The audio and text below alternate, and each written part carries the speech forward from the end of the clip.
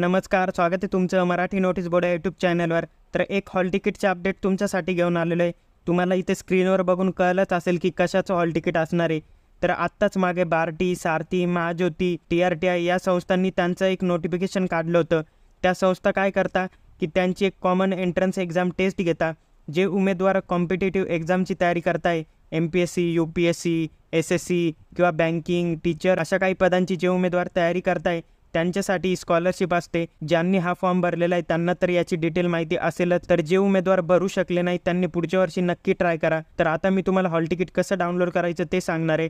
पण त्याआधी आपण एक महत्त्वाची इन्फॉर्मेशन बघूया की ह्या ज्या एक्झामचं वेळापत्रक आलं आहे ते आपण आता बघणार आहोत. तर इथे बघा, तुमची जी एक्झाम आहे ती 30 जुलै 2024 ते 1 ऑगस्ट 2024 या 3 दिवशी होणार आहे. तर इथे खाली आलं तुम्हाला डिटेल टाईम टेबल दिसेल. तर इथे सर्वात पहिले 30 तारखेला तुमची कोणती एक्झाम होणार आहे, तर TET टेस्ट होणार आहे. TET टेस्ट म्हणजे तुमची जी टीचर एलिजिबिलिटी टेस्ट आहे ती होणार आहे.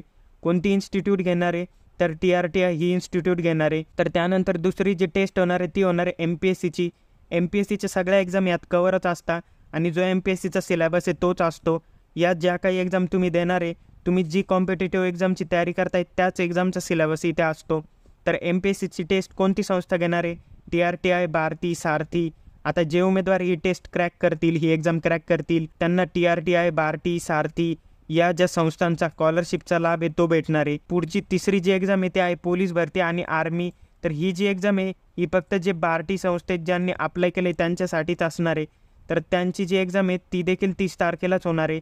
तर आता या ज्या संस्था आहे या कॅटेगरीनुसार वेगवेगळ्या आहे, त्यामुळे ह्या वेगवेगळ्या संस्था ह्या एक्झाम कंडक्ट करतात. त्यानंतर आता पुढची जी टेस्ट आहे ती आहे 31 तारखेची. 31 तारखेला तुमची कोणती एक्झाम होणार आहे, SSCची. SSCच्या सर्व एक्झाम यात कवर असतील. तर कोणत्या इन्स्टिट्यूट त्या घेणार आहे, तर TRTI, सारथी, महाज्योती या ज्या 3 संस्था आहे या SSCची टेस्ट घेणार आहे. आणि जे उमेदवार ही टेस्ट क्रॅक करतील, ही एक्झाम क्रॅक करतील, त्यांना या 3 संस्थेच्या स्कॉलरशिपचा लाभ भेटेल. तर आता पुढची एक्झाम कोणती ती आहे banking, IBPS, railway, LIC, NABARD या एक्झामची जे उमेदवार तयारी करत आहे त्यांच्यासाठी ही एक्झाम असणार आहे. ती कधी होणार आहे, 1 तारखेला होणार आहे. आणि कोणत्या संस्था ती घेणार आहे, TRTI, बार्टी, सारथी, महाज्योती या 4ही संस्था ही एक्झाम घेणार आहे. जे उमेदवार ही एक्झाम क्रॅक करतील त्यांना स्कॉलरशिप भेटेल. आता त्या स्कॉलरशिपची सगळी डिटेल तुम्हाला माहितीच असेल कारण तुम्ही अप्लाय करण्याच्या आधी ते बघितलीच असेल. तर आता आपण पुढे जाऊया.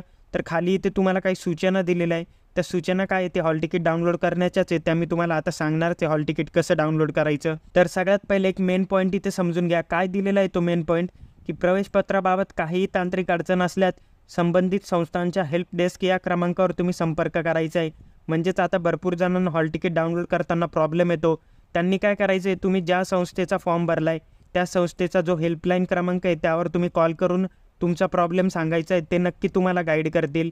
तर अशा प्रकारे हे तुमचे काही नियम होते, या तुम्हाला काही सूचना दिल्या होत्या, या तुम्ही वाचून घ्यायच्या आहे. ही पूर्ण PDF तुम्हाला डिस्क्रिप्शनमध्ये दिलेली आहे. तिथून तुम्ही ते डाउनलोड करून तुम्ही बघून घ्या. डिस्क्रिप्शन नक्की चेक करा. तर आता हॉल तिकीट कसं डाउनलोड करायचं ते सांगतो. तर सर्वात पहिले तुम्हाला डिस्क्रिप्शनमध्ये लिंक दिसेल, त्यावर क्लिक करायचं आहे. त्यावर क्लिक केल्यानंतर असं पेज तुमच्या पुढे ओपन होईल. तर हे बघा, तुमचं जे हॉल तिकीट आहे ती लिंक आता कालपासून ॲक्टिवेट झालेली आहे, म्हणजेच 25 तारखेपासून. तर ती कधीपर्यंत असणार आहे, 1 तारखेपर्यंत असणार आहे. तुम्ही 1 तारखेपर्यंत तुमचं हॉल तिकीट डाउनलोड करू शकणार आहे. कसं करायचं आहे, इथं ॲप्लिकेशन नंबर टाकायचा आहे, इथं पासवर्ड टाकायचा आहे, इथं हा कॅप्चर कोड टाकून तुम्हाला लॉग इन करून हॉल तिकीट डाउनलोड करायचं आहे. तर आता हे जो ॲप्लिकेशन नंबर आहे, हा जो पासवर्ड आहे, हा तुम्हाला ईमेलवर आला असेल ज्यावेळेस तुम्ही फॉर्म भरला असेल त्यावेळेस तोच टाकायचा आहे. पासवर्ड जर घेत नसेल तर तुम्ही DOB पण टाकू शकता. जर तुमचा पासवर्ड पण लॉग इन होत नसेल, DOBने पण लॉग इन होत नसेल, तर इथे फॉरगेट पासवर्ड म्हणून तुम्ही पासवर्ड चेंज करून घ्यायचा आहे. तर फॉरगेट पासवर्डवर क्लिक केल्यावर अशी विंडो ओपन होईल. इथे तुम्ही तुमचा ॲप्लिकेशन नंबर टाकायचा आहे. इथे मोबाईल नंबर किंवा ईमेलपैकी एक काही गोष्ट टाकून घ्यायची आहे. त्यानंतर इथे सबमिट करून तुम्ही पासवर्ड नवीन जनरेट करून घ्यायचा आहे.